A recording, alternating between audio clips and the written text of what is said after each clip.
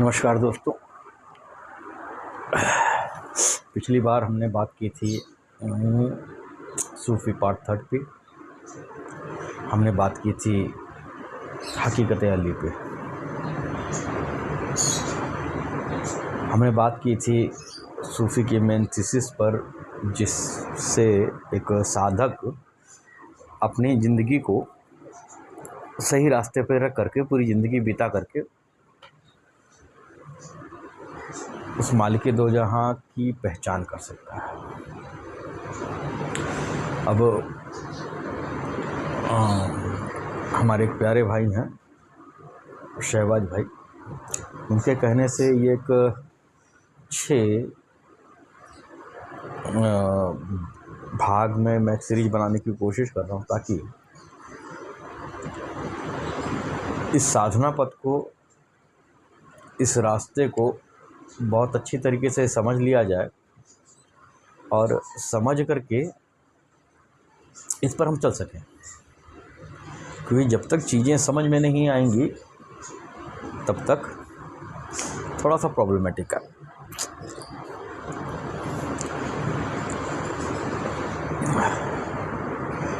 मैं यहाँ पर कोई नई चीज़ बताने नहीं जा रहा हूँ, क्योंकि जब एक ही राज सीना ब सीना लोगों के दिलों से होते हुए मुझ तक पहुँचा है, तो चीज़ें वही हैं। फ़र्क इतना है केवल कि आजकल के लोकेलिटी को देखते हुए मैं थोड़ा सा हिंदी शब्द का ज़्यादा इस्तेमाल करूँगा, लेकिन वो हिंदी इतनी भी कठिन ना हो कि जिससे आम लोग इसको समझ ना पाएँ। हालांकि इसका एक दूसरा उपयोग भी है कि इसको सूफियों के अलावा जो भी कोई व्यक्ति सूफियों के इस रास्ते को समझना चाहेगा, मैं किसी धर्म की बात नहीं कर रहा, कोई भी व्यक्ति जो इसको समझना चाहेगा तो उसके लिए ये शब्द उपस्थित रहे, ताकि उसका मार्गदर्शन कर सके। जैसे कि मैंने सूफ़ी के भाग दूसरे में मैंने आप लोग को बताया कि एक सूफ़ी शुरू ही वहाँ से करता है कि वह अपने ख़यालों को रोकने की कोशिश करे। सारा मामला उसके अपने ख़्याल का है। होता यह है कि हर एक इंसान ने अपने अंदर एक बुत बना रखा है। बचपन से ही उसके अंदर एक बुत है, एक समझ है, एक आकृति है, जिसको वो दीन, जिसको वो धर्म, जिसको वो सही रास्ता और गलत रास्ता के हिसाब से जांचता है। और हर किसी को मालूम है कि उसने जो सोच रखा है वो सही है। हर किसी को मालूम है, और अपने इस सोच पर वो किसी भी ढंग का आरोप स्वीकार नहीं कर सकता। ये सबसे बड़ा ऑब्स्टिकल है हम सब के जीवन में। लेकिन वास्तव में अगर आप साधक बनना चाहते हो, वास्तव में आप उस ईश्वर की पहचान करना चाहते हो, तो आपको इस रुकावट से, इस बाधा से बाहर आना पड़ेगा। उस बाधा से बगैर उस बाधा के पार आए बगैर आपको सिरात मुस्तकीम मिल नहीं सकता, वो सीधा रास्ता मिल नहीं सकता। इसीलिए कलमा तैयब का जो पहला शब्द है वो ला है। ला मतलब नफ़ी करना, ला मतलब ख़त्म करना। क्या क्या ख़त्म करना है? जो कुछ तुमने आज तक जाना, सुना, समझा, वो सब ख़त्म करना है, क्योंकि वो सारी चीज़ें जो है वो तुम्हारे ख़्याल के हिसाब से बनी है। और ख़्याल कहाँ से पैदा हुआ? ख़्याल जब आप पैदा होते हो उसी के बाद से ही तमाम सारी जानकारियाँ हम अपने पाँचों हवास के द्वारा अंदर लेते हैं, और उसी जानकारियों के बेस पर हमने अपना एक बुत बना रखा है, अपने अंदर एक बुत बना रखा है। मैंने शायद पिछली बार कहा भी था कि लोगों को ये नहीं पता कि एक्चुअली मौत किसकी है। हालांकि बहुत आगे की बात है, मैं इसको आगे बताऊंगा।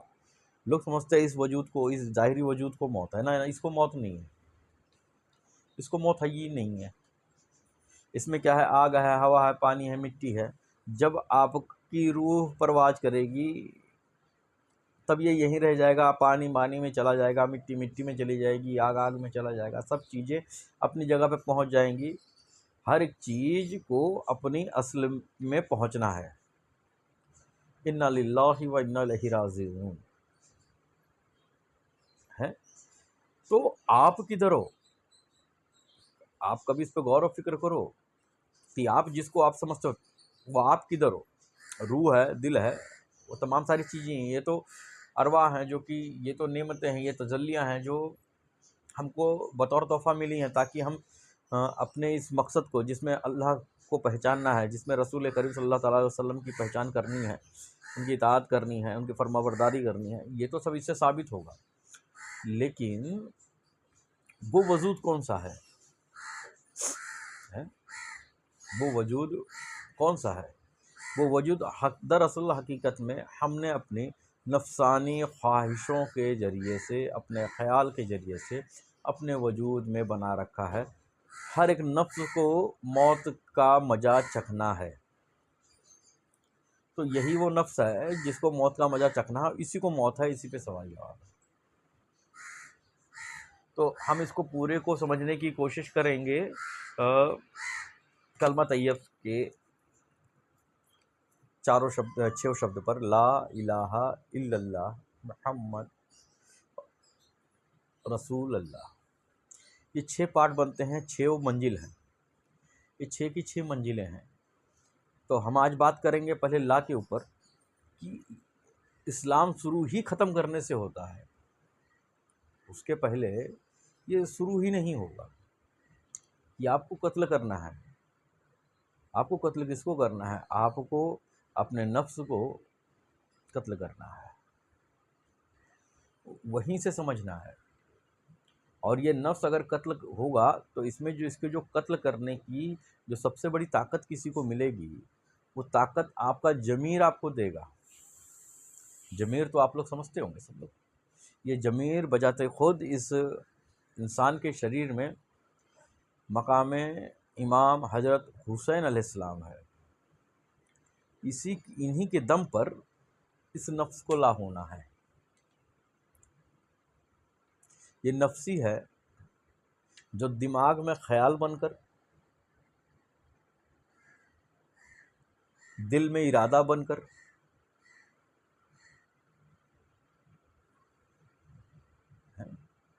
और बाकी आजाओं से नफ्स बन कर के बाहर निकलता है। तो इसको समझना पड़ेगा।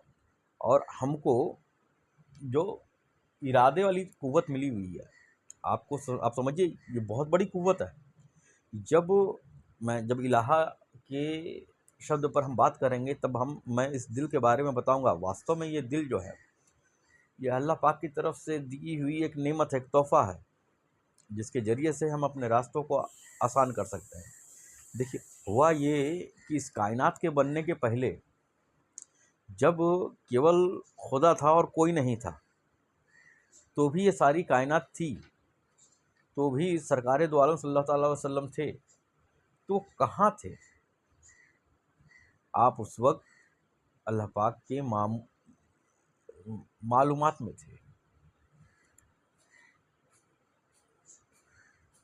उस वक्त आप थे, और अल्लाह पाक उस वक्त भी सरकार दो आलम सल्लल्लाहु अलैहि वसल्लम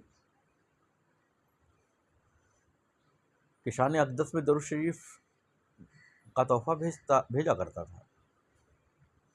तो बात ऐसी आई, अल्लाह पाक ने फरमाया कि कुन तो कंज़ियन मख़फ़ियन, मैं एक छुपा हुआ खजाना था, वो यकता था और कुछ नहीं था। उसने चाहा, उसने इसको अच्छा समझा कि मैं अब पहचाना जाऊं, तो सिफ़ात दर सिफ़ात ढल करके ये सारी कायनात बनी।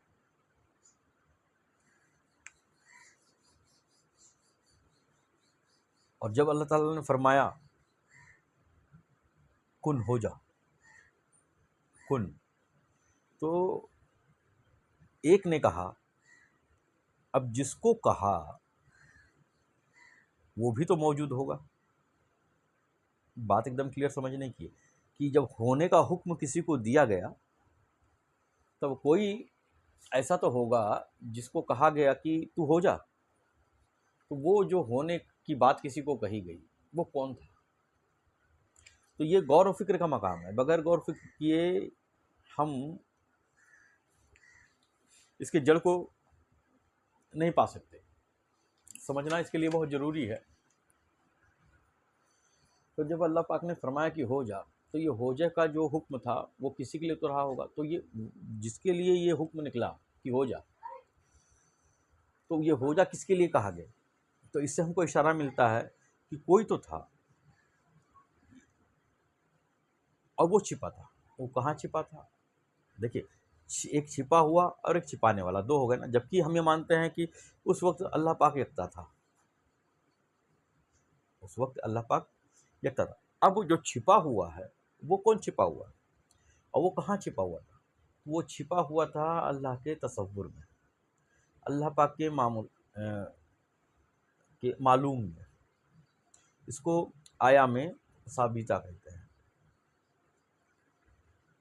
इस नुक्ते से हमें मालूम पड़ा कि जब सिर्फ अल्लाह था, न जमी थी न जमा था, कुछ भी नहीं था, वो अकेला यकता था, तो भी हमारे सरकार दो आलम सल्लल्लाहु अलैहि वसल्लम तब भी थे, आप तब भी थे। लेकिन कहाँ थे आप? आप अल्लाह के तसव्वुर में उनकी जान बन करके थे। जान से मुराद मैं हबीब से लेता हूँ, है ना। उस वक्त भी ज़िक्र मुस्तफ़ा सल्लल्लाहु अलैहि वसल्लम था, और इसी ज़िक्र मुस्तफ़ा सल्लल्लाहु अलैहि वसल्लम को हम दरूद शरीफ कहते हैं। आज भी अगर हम देखें तो हम कोई भी दरूद शरीफ अगर पढ़ता है तो कहता है अल्लाहुम्मा, अल्लाह पाक से रिक्वेस्ट करता है कि अल्लाह पाक भेजिए आप दरूद। हम डायरेक्टली हुज़ूर सल्लल्लाहु अलैहि वसल्लम की शान अक़दस में दरूद शरीफ नहीं भेजते, हम पढ़ते हैं सबसे पहले अल्लाहुम्मा, कि अल्लाह पाक से हम रिक्वेस्ट करते हैं कि आप दरूद जो है वो सरकार दो आलम सल्लल्लाहु अलैहि वसल्लम की शान अक़दस में भेजिए। तो उस वक्त जब कुन हुआ, तो कुन जब हुआ ही, तो इसी जाते अक़दस के लिए हुक्म हुआ, सरकार दो आलम के लिए ही हुक्म हुआ कि अब हो जा, और होने पर ये सारी कायनात हो गई। देखिए, इस चीज़ को बड़े गौर से समझना होगा कि आलम कितने हैं। 3 आलम हैं। पहला आलम आलम खल्क़, जिसमें हम लोग हैं, जहाँ की चीज़ें फ़ानी हैं, जिसमें मौत है, जिसमें ख़त्म होने वाली चीज़ें हैं। और ये ख़त्म वाली सॉरी और जितनी भी चीज़ें ना ख़त्म होने वाली हैं, वो उनके ज़रिए से इस आलम खल्क़ में चीज़ें पैदा होती हैं, ठीक है, और सबके सामने ज़ाहिर होती हैं। तो इनका जो दारो मदार है वो कहाँ से? ना ख़त्म होने वाली चीज़ों से इस आलम का दारो मदार है, और यहाँ पर जितनी भी चीज़ें पैदा हुई उनको सबको मौत है। इसलिए कलमा तैयब का जो पहला शब्द है वो ला है, कि पहले ला इसको समझना पड़ेगा। दूसरा आलम कौन सा है? आलम कुन। जब अल्लाह ताला ने फरमाया कि हो जा, तो आलम कुन का क्या पावर है? इस आलम कुन में दो चीज़ें हैं। एक तो जो ख़त्म होने वाली चीज़ है वो मटेरियल के रूप में मौजूद है, और दूसरा ना ख़त्म होने वाली चीज़ भी मौजूद है। यहाँ पर किसी भी चीज़ को कोई भी शक्ल दिया जा सकता है। जहाँ पर एक मटेरियल भी है, और उस मटेरियल को एम्पावर करने के लिए, पावर देने के लिए वो ऊर्जा भी, वो ना ख़त्म होने वाली चीज़ में चीज़ें भी मौजूद हैं। जैसे कि हज़रत मूसा अलैहिस्सलाम के आसे का आसे का सांप में बदलना, वहाँ पर मटेरियल भी मौजूद था, और जब आपने फरमाया कि हो जा, तो वो सांप हो गया, ठीक है ना। और हमारे हमारे गौस पिया सरकार वो अपने एक इशारे से खूब बिस्मिल्लाह करके मुर्दे में जान फूंक देते थे। तो ये सब आलम कुन की बातें हैं। और तीसरा जो आलम है, जो अम्र है, जो खुद से साबित है, जिसके लिए किसी और चीज़ के होने की, किसी भी मटेरियल की ज़रूरत नहीं पड़ती, वो सारी चीज़ें खुद गैब से ज़ाहिर हैं, वो आलम अम्र है। तो पहले आलम खल्क़ हो गया, जहाँ की सारी चीज़ें नासूती हैं, सारी चीज़ों को मौत है, जो ख़त्म होने वाली चीज़ें हैं। एक है आलम कुन, जहाँ पर मटेरियल मौजूद है, लेकिन हुक्म से, इरादे से वो चीज़ जो है पैदा होती है। और एक आलम अम्र है, जहाँ पर चीज़ें आलम गैब से हैं, वो खुद बखुद हैं। तो ये 3 आलमों को समझ लीजिए, क्योंकि इन 3 आलमों का जो मामला है वो हमको आगे बढ़ेगा। अब बात करें ला की, तो कलमा तैयब का जो पहला हुर्फ है वो ला है। ला का मतलब होता है नफ़ी करना। और एक पीरी, एक मुर्शिद जो है, अपने मुरीद को सबसे पहले जो इल्म सिखाता है वो ला का ही है। तो ला इस स्टेज पर आदमी का जो दिल है वो कहानियाँ गढ़ने वाला है, वो कहानियाँ बनाता है। आप देखिए, जितनी भी जानकारियाँ आपके पास इकट्ठी होती हैं, तो वो ख़याल बन कर के, आपके अंदर ख़याल बन कर के, वो जोड़-तोड़ के साथ नई चीज़ें आपको बताती रहती हैं। तो यहाँ पर ये ख़याल जो है लगातार चलता रहता है, ये कहानियाँ बनाने वाला है। जोड़ने-तोड़ने का इसका काम है। तो इसी को रोकना, इसी ख़्याल को रोक देना किसी एक नुक्ते पर, यही ला का मकाम है। उसको छोड़ना नहीं है, उसके साथ में झगड़ना नहीं है, बस उसके साथ वो हो रहा है, उसके साथ में ना होकर के दूर से उसको खड़े होकर के देखना है। धीरे-धीरे ये ख़्याल अपने आप ही अपनी जगह पर पहुँच जाएगा। यहाँ पर जो अ, रूह है वो रूह जारी है। ये रूह जारी हमेशा आती जाती रहती है। इसके लिए कुरान शरीफ में एक आयत है, सुभान अल्लाह और उसकी रूह उड़ गई। या दूसरी एक लाइन है, छोड़ दे अपनी रूह और ऊपर आ जा। तो ये सारा मामला जो है रूह जारी के लिए कहा गया है। हकीकत में इस ला के मकाम पे, इस ला का जो वजूद है, ये वजूद मैंने वापस से बता दिया, ये वजूद जो ज़ाहिरी वजूद है, ये ज़ाहिरी वजूद आपका वजूद नहीं है। ये तो एक कपड़े के जैसे है, जैसे हमने ऊपर से कपड़ा पहन रखा है, वैसे हमारे ख़्याल ही हम जो अंदर से हैं, वो अपने ख़्यालों का मजमूआ है, अपने सोच का एक मजमूआ है। हकीकत में वो बाकी ये ज़ाहिरी तन जो है हमारा, उस ख़याल का एक कपड़ा है। तो हकीकत में ये जो हम हैं, इसको रोकना, इस ख़्याल को रोकना ही मौत है। इसी को रोकना ही मौत है। हकीकत में इसके अंदर जो रूह है, जिसको मैं रूह जारी कह रहा हूँ, मैंने जो रूह जारी कहा, वो रूह जो है खुद से कायम नहीं है। ये रूह इंसानी से कायम है और उसी के बदौलत इसमें मूवमेंट है। रूह जारी से ये ज़ाहिरी वजूद में हरकत है, बरकत है, इसका चलना फिरना उठना बैठना सब इसी पर है। इसका जो वजूद है ये वाजिबुल वजूद है। और नफ्स जो है अम्मारा है, ज़िक्र जो है जली है कि आदमी बोल करके ज़िक्र करे। इस ज़िक्र से उसका बातिन साफ़ होगा। बातिन मतलब वो जो ख़याली पुतला हमने अपना अंदर बना रखा है, उसके अंदर पाकीज़गी आएगी। तो ज़िक्र का यही असल है कि वह आपके उस बने हुए बुत को, जो आपने अंदर बना रखा है अपने ख़यालों के ज़रिए से, ये उसको साफ़ करेगी, उसके अंदर पाकीज़गी डालेगी। और इसका जो क्या कहते हैं रास्ता है, वो रास्ता शरीयत है।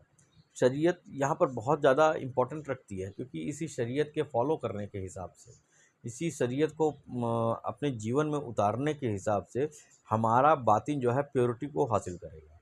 ज़िक्र और शरीयत, ये दोनों चीज़ें हमको इम्प्योर होने से बचाती हैं और प्योरिटी की तरफ हमको लेके जाती हैं। ये बहुत ज़रूरी है ताकि हम इस ला के मकाम पर अपने नफ्सानियत को ला कर सकें, उसको नहीं कर सकें, उसको मार सकें, उसको कमज़ोर कर सकें। ये शरीयत और ज़िक्र जो है, ये इसमें हमको लाभ देती है। और इसका जो इस वजूद का जो जलवा है, वो मुराकबे से हासिल होता है। कि अब मुराकबे से हासिल होने का मतलब बहुत बड़ी बात नहीं है। मुराकबे से मतलब ये है कि आप जो है कहीं बैठे, आराम से बैठे, आँख बंद कर लें, आप पाएँगे कि आप आँख बंद कर रहे हैं, फिर भी आप देख रहे हैं। आपके अंदर इतने ख़्याल चल रहे होंगे कि उसकी कोई था नहीं है, एक के बाद एक इतनी तेज़ी से बहाव आता है। मैं आपको हकीकत बता दूँ, मैंने इसको काउंटिंग पे अपने लिया हुआ है। एक आदमी एक साँस में लगभग 20 से 18 तस्वीरें बनाता है। उसका जो अंदर का दिमाग है ना? मैंने कहा था यही नफ्स जो है दिमाग में ख़्याल बन कर के, दिल में इरादा बन कर के और आज़ाओं से नफ्सानियत को टेस्ट करने ख्वाहिशें बन कर के निकलता है। तो इस नफ्स के खेल को समझना है। तो हमको कहाँ रोकना है सबसे पहले? हम देखिए ऐसा करेंगे कि अपने नफ्स को मारने की कोशिश करें, अपने ख्वाहिशों को मारने की कोशिश करें, तो ये तो बहुत ही नामुमकिन सी चीज़ है, बहुत ही कोशिश करनी पड़ेगी। तो सबसे पहले ये बनता है कि हम इस नफ्स को थोड़ा-सा कमज़ोर करें। इस नफ्स को कमज़ोर करने की बात जो आती है, तो वो पहला हम चीज़ कहाँ से हासिल करेंगे?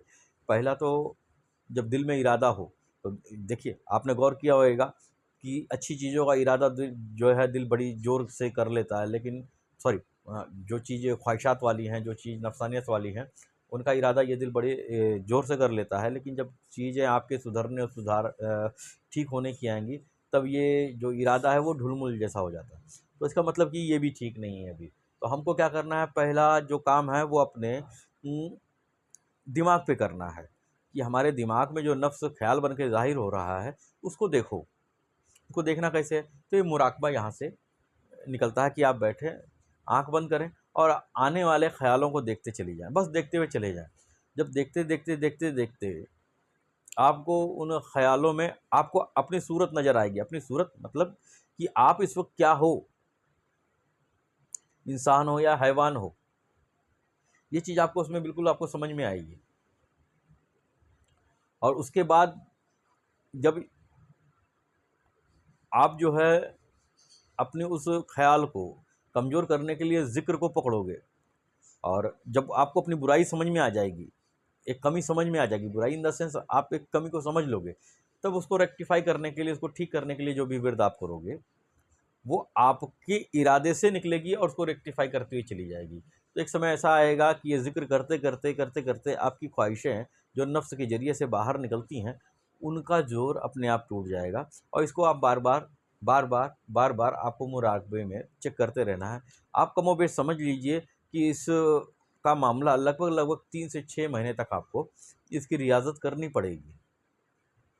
हालांकि बहुत ज़रूरी नहीं है कि 3 से 6 महीने आपको जाए, ये मैं एक नॉर्मल एक आम भाषा में बता रहा हूँ कि 3 से 6 महीने तक का समय आपको जा सकता है, क्योंकि हर एक आदमी का मजाज अपना अपना है, उसके जो सर्कमस्टांसेस हैं, उसका जो माहौल है, उसके जो घर की मामलात हैं वो अलग अलग हैं। तो जो पहले से ही जिसका दिल मोम है और रुजू है दीन की तरफ, उसके लिए ये 12 घंटे का भी खेल हो सकता है, उसके लिए वो 1 मिनट का भी खेल हो सकता है। लेकिन यहाँ पर मैं जो बात कर रहा हूँ वो एक आम लोगों की बात कर रहा हूँ जो दुनियादारी में है और उनको अभी अलिफ का भी पता नहीं है। तो इस ला को समझने के लिए सबसे ये 3 तरीके से निकलेगा, मैंने पहले बता दिया कि दिमाग से ख्याल बन करके, दिल से इरादा बन करके, और आपके नफ्स से ख्वाहिशात बन करके आएगा। आपको अपनी नफसानियत पे जोर नहीं डालना है बहुत जल्दी, आप उसके साथ में रहिए, नहीं तो फिर वो आपको कहीं का नहीं छोड़ेगा। वो इतने ज़ोरदार से आपके ऊपर हुक्मरानी करेगा खाने पीने के ऊपर कि आपको समझ में ही नहीं आएगा कि आपके साथ में गलती कहाँ से हो रही है। तो इसके लिए जो सबसे सही ठीक रास्ता है, सबसे सही रास्ता है, वो ज़िक्र है, वो शरीयत का पालना है। और उससे भी अधिक बारीकी में अगर आप काम करना चाहें तो अपने ख़्यालों को रोकना है। एक सूफ़ी जो है यहीं से शुरू करता है, क्योंकि सारी कायनात जो है इसी ख़याल से ही बन करके आगे चली है। इसका जो वजूद है वो मैंने बताया है कि वाजिबुल वजूद है। तो इस ला को समझना ही सबसे बड़ी बात है कि हमको ला करना क्या है ना। तो यहाँ पर ये चीज़ हो जाती है कि हर एक नफ्स को मौत का मज़ा चखना है, और इस ला के और अच्छे तरीके को आप समझिए जा कर के अपने पीरो मुर्शिद से। मैंने ईमान वाले पर मैंने एक बात बताई थी, देखिए वहाँ पर भी काटना ही है। जब सरकार दो आलम सल्लल्लाहु अलैहि वसल्लम अपने समय पर जलवा फरोश थे, आप अपने ज़ाहिरी वजूद के साथ थे, जब आप मौजूद थे, तब आपने जब दावत इस्लाम सहाबाए किराम को दिया, लोग उस समय के लोगों को दिया, तब वहाँ पर जो पहला जो बाइस बना ईमान का, वो ईमान यही है कि ये जो इस्म मोहम्मद है सल्लल्लाहु अलैहि वसल्लम, इस इस्म से मेरे सरकार अपने पैदाइश से लेकर के अपने उम्र के 40 साल तक पहचानेंगे। इसमें केवल और कुछ नहीं है, वो आइडेंटिफिकेशन है, वो पहचान है किसी वजूद का, किसी ज़ाहिरी का। जैसे हम अल्लाह कहते हैं तो अल्लाह के मायने जब हम अल्लाह कहें तो हमारे सामने कुछ तो उठ के आना चाहिए। एक एग्जांपल समझो, अगर हम मस्जिद कहें, मस्जिद एक इसम है, एक नाम है। जब मस्जिद कहते हैं तो हमारे ख्याल में कुछ तो चीज़ें आती हैं। जब मैं कहूँ कि हाँ फ़ारूकी साहब, तो फ़ारूकी साहब के नाम को कहते हुए मेरे दिमाग में उनका चेहरा आ जाएगा, उनका घर आ जाएगा, उनका नौकरी धंधा आ जाएगा, वो सब कुछ आ जाएगा। तो जब हम अल्लाह लफ्ज़ कहते हैं तो क्या आता है हमारे सामने? तो तो इस बात को मैं यहीं रोकता हूँ, मैं दिशा वापस से भटक गया। फिर आ जाओ उसी बात के ऊपर। तो सरकार दो आलम सल्लल्लाहु अलैहि वसल्लम का आपका जो इस्म है, आपका जो इस्म मुबारक है मोहम्मद सल्लल्लाहु अलैहि वसल्लम, ठीक है। हता कि ये बात सही है कि मेरे सरकार बरोजे अजल से ही नबी हैं, वो रसूल आप पहले से ही हैं। लेकिन इस दुनिया में जो जाहिर होने का समय है लोगों के, यहाँ पर मेरे सरकार के ऊपर निगाह ना रखिए, इस मुद्दे पर निगाह नहीं आप क्योंकि तरबियत और सुधार आपको अपने में करना है, तो निगाह आपको अपनी तरफ करना है कि हमको क्या क्या तरीके अपनाने हैं। पहली चीज़ तो ये है, अब ये ला का मामला फिर से समझिएगा। यहाँ पर जब मेरे सरकार ने दावत इस्लाम दी तो आपने फरमाया ला इलाहा इल्लल्लाह मुहम्मद रसूलुल्लाह। ला इलाहा इल्लल्लाह वो आपकी समझ में है, मुहम्मद रसूलुल्लाह कि मोहम्मद सल्लल्लाहु अलैहि वसल्लम अब मोहम्मद नहीं है, अब रसूल अल्लाह हैं। अपने आपके उम्र शरीफ के 40वें साल पर जो काट हुई, जो छोड़ना हुआ, वो मोहम्मद सल्लल्लाहु अलैहि वसल्लम, इस मोहम्मद के इसम को छोड़ना हुआ। अब यहाँ से इसके बाद 40वें साल के बाद इस लफ्ज़ को काट करके जो चीज़ हमको पकड़नी है, जो चीज़ हमको माननी है, जो चीज़ हमको स्वीकार करनी है, जो चीज़ हमको अपनानी है, वो है रसूल अल्लाह। यही वजह था कि तमाम सहाबाए किराम आपको कहा करते थे या रसूल अल्लाह, आप पर मेरे माँ बाप कुर्बान।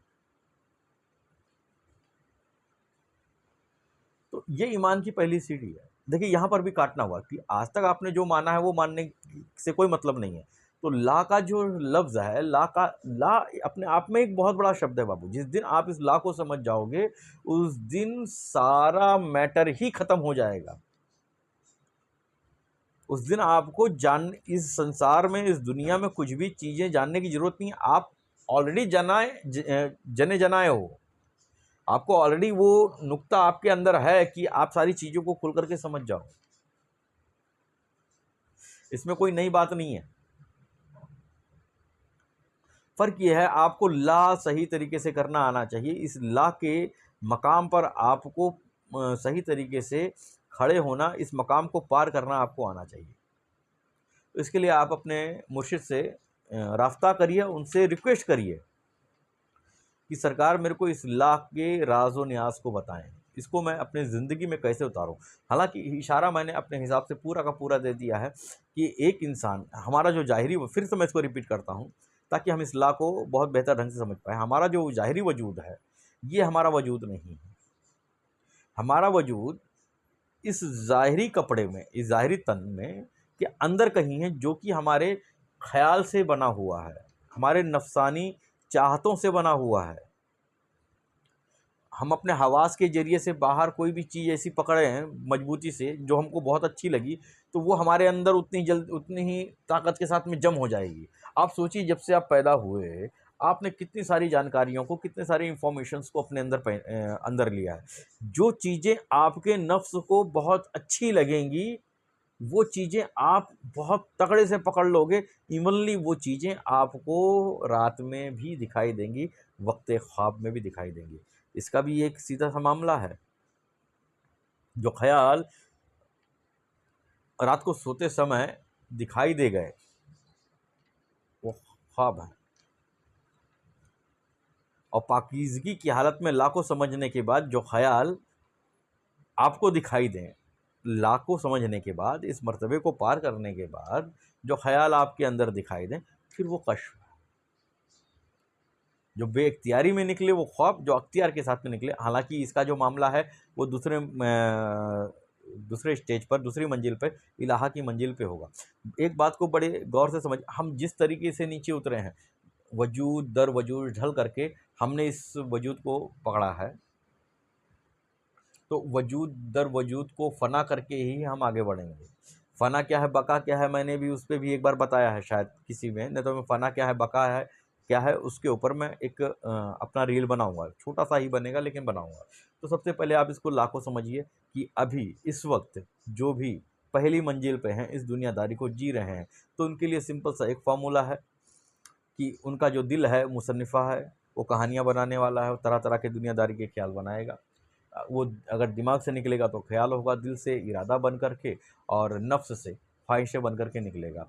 अपने ख्वाहिशों को देखो, समझो, और अपने ख्याल को एक जगह रोकने की कोशिश करो और अपना हाल जो नफसानियत का है उसको अगर देखना हो कि वास्तव में मैं क्या हूँ, मेरी औकात क्या है, तो एक किनारे बैठिए, दरूद शरीफ सरकार दो आलम सल्लल्लाहु अलैहि वसल्लम की बारगाह में बतौर नजराना 10, 5, 11 जो भी आप पेश कर सकते हो पेश करिए और खामोशी के साथ में बगैर किसी इरादे के बगैर किसी विरत के आप बैठ जाओ। बस बैठो, बस बैठो। उस वक्त आपका जो नफ्स है वो आपके सामने निकल कर के आएगा ख्याल की शक्ल में और आप उसको देख सकते हो कि ये कितना मजबूत है और किस जगह पे ये बहुत ज़्यादा मजबूत है। उसके ऊपर फिर काम करने की ज़रूरत है। इससे झगड़ा करने की ज़रूरत नहीं है। इससे झगड़ा करके कोई नहीं जीत पाया है। हाँ, इसको तरबियत देनी है। इसको तरबियत देने की जो तरीका है वो आप अपने पीर व मुर्शिद से पूछ सकते हो या फिर इसी पोस्ट के नीचे लिख कर के आप कमेंट कर सकते हो। जितनी मेरे को अकल समझ मेरे मालिक की तरफ से अता की गई है, मेरे बड़ों की तरफ से अता की गई है, मैं कोशिश करूँगा कि इसको मैं रेक्टिफाई आपके लिए कर सकूँ। तो इस ला के मंजिल को आज यहीं पर ख़त्म करते हैं और वापस से एक चीज़ मैं बता दूं कि पूरी कायनात इसी एक लफ्ज़ ला में समाई हुई है। इस कलमा तैयब को जो अपनी ज़िंदगी इसी पे गौर व फ़िक्र करो और किसी आयत पे जल्दी से गौर व फ़िक्र करने की ज़रूरत नहीं है। यही एक आयत है जिसको पढ़ करके इंसान जो है वो दाखिले ईमान हो जाता है, दाखिले इस्लाम हो जाता है। तो सबसे बड़ी चीज़ तो यही है, इसी पे गौर व फ़िक्र करो। उसके बाद में तो तमाम सारी चीज़ें हैं। इसी को गौर फ़िक्र करते करते ये आपको आखिरी मंजिल अल्लाह तक पहुंचा देगा। तो